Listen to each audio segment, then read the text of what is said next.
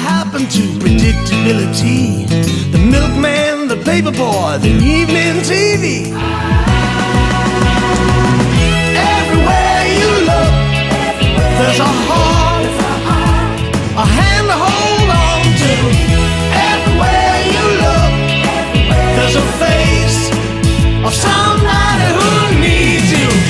Everywhere you look, when you're lost out there and you're all alone, a light is waiting to carry you home. Everywhere you look. China has the nation's largest global population at 1.35 billion. This accounts for roughly 20% of the world's global population. The Chinese culture is based on collectivism, which means that they value the needs of a group more than the needs of an individual. Adding to this, Chinese culture is centered around educating and raising the youth, as well as respecting and protecting the elderly. The most popular religion in China is Taoism. Taoism is native to China and has a history that dates back more than 1700 years. Its founder was Lao Tao, and its doctrines are based on his writings about the Tao or the Way. Taoism is centered on the three treasures, which are humility, compassion, and frugality. Another major component that is embedded into Chinese culture is the government's heavy censorship of the internet. Google was unsuccessful in entering the Chinese internet market in the past, but that hasn't stopped them from attempting again. The Chinese government is intrinsically linked with both business and culture. The Chinese Communist Party is the only political party allowed in the country, and therefore all of the power of the government lies within the party itself.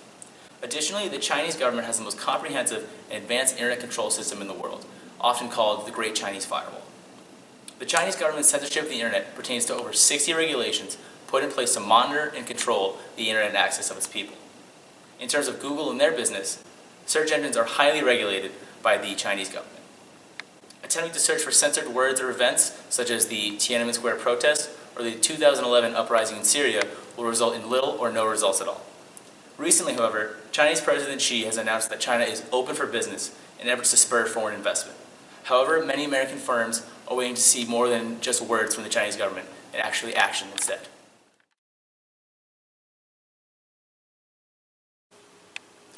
So we're going to talk about Google's culture. First, there's no distractions, and you might find that ironic, but because there's opportunities to eat, play, etc. But really we say that because all this is taken care of, and they want all the employees inside so that they could do work all day round. It's built by big data analytics to try to see how best employees can work within the workspace.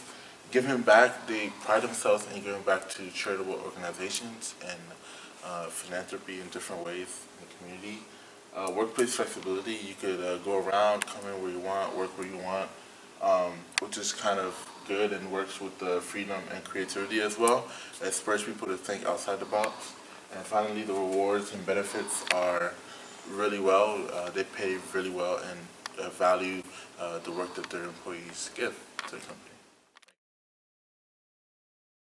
Now I'll explain the general similarities and differences between the United States and Google and China and Baidu, their search engine. An evident comparison between the two governments is their headstrong characteristic. They do not back down from decision making, nor are they easily persuaded when making business deals. Another similarity is the internet security. Both want to ensure their users get credible information while staying safe. Furthermore, some differences are the United States has a very individualistic way of living, where the Chinese have a very collective way of living. Google and the government are two separate entities. The government does not control or regulate what Google does, versus Chinese government controlling everything Baidu is allowed to regulate for its users. Lastly, this is very important. Google requires no tracking, where the Chinese government forces Baidu to track everything its user searches, and that is a prominent example of what we'll go into next. Based on what we've heard today about culture, government, and how they relate to business, we recommend that Google should try to enter China. However, this task won't be so easy to make. Google's tried to enter China a few times in the past, with the most recent one being in January 2018, And this reveals that working with the Chinese government is very difficult. If China and Google are going to do this negotiation, they're going to probably have to give up a lot of the key business ideas that they originally wanted. Earlier in January 2018, Google entered a cross-licensing agreement with Tencent, a Chinese multinational internet company.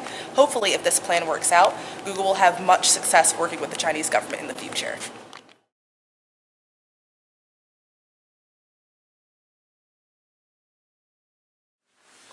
Alright, so based on what we've learned about the Chinese government and Google, this is what we've come up with in the preparation stage of our negotiation process. So, China obviously wants to have no government information available online. Any government tragedies or anything like that will not be available to their citizens. In addition, they want to be able to search what their people and citizens are tracking online to be able to make sure that no one's searching anything they don't want to be able to search or anything that maybe draws some red flags about their citizens. Finally, they want to be able to have control of some of Google's business of operations. So whether that's having someone in the boardroom in the Chinese office or anything like that, China needs someone to be able to have an ear to the ground to be able to go back to the president. For Google, they need targeted ads because that's how they make money. If they don't have targeted ads, they can't do their business. For the corporate office, they need some piece of land where they can build a company in China so that they can have their business running. And finally, they want no tracking for the citizens because that's the way that they do operations all over the world. So obviously we have two big issues. So in the final stage of the negotiation, what we hope will come about will be Google will have no tracking for the citizens until there's a red flag on the citizen on one of the searches. So maybe if a citizen searches for any government information, they get red flagged, and from then on, China will be able to search their tracking.